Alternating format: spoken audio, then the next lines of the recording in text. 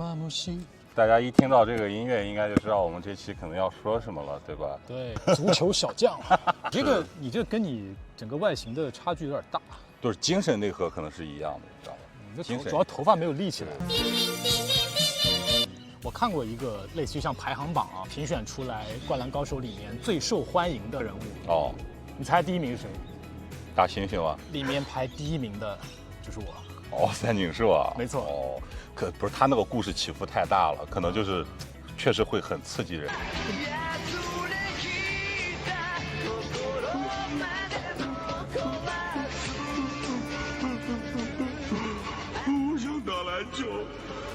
第二名，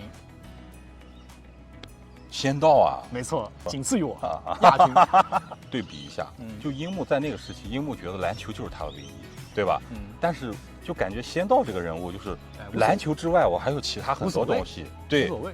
然后第三名，水户洋平，樱木的小伙伴嘛，没错，对啊，哦，他能得第三名啊？这个我就这个榜单有问题，对吧？动画的场景是更流畅嘛，对吧？整个的动作各方面，你会更强的代入感。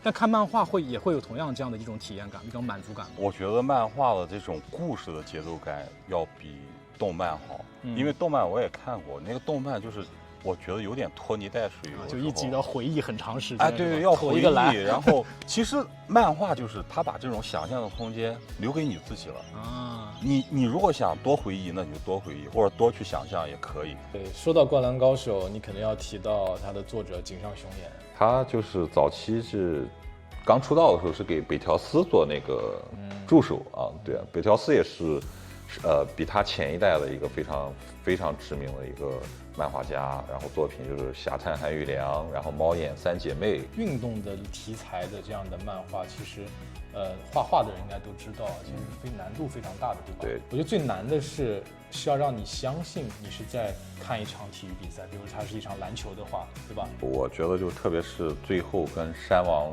差不多有很大一部分篇幅是没有对白的，反而你看得更紧张，就是那种代入感超级强。井上雄彦他毕竟取得了那样的一些声望和地位了以后，他可能更多的想要去做一些个人的一些表达、一些抒发的时候，对吧？你看他，因为特别是他后面做的《浪客行》，加入了他更多的那种浪漫主义的色彩，然后用毛笔，然后泼墨，然后运笔更加的自由，然后场面更加的宏大。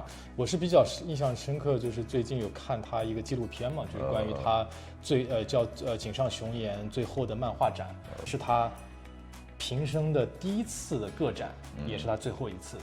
它里面主题就表现的是他《浪客行》这样的一个连载的作品，他给他在这个漫画展上做了一个结尾式的做了一个创作。他应该是有一些巨幅的作品，对吧？没错，他有不同的尺幅嘛，为了整个串联他的故事情节。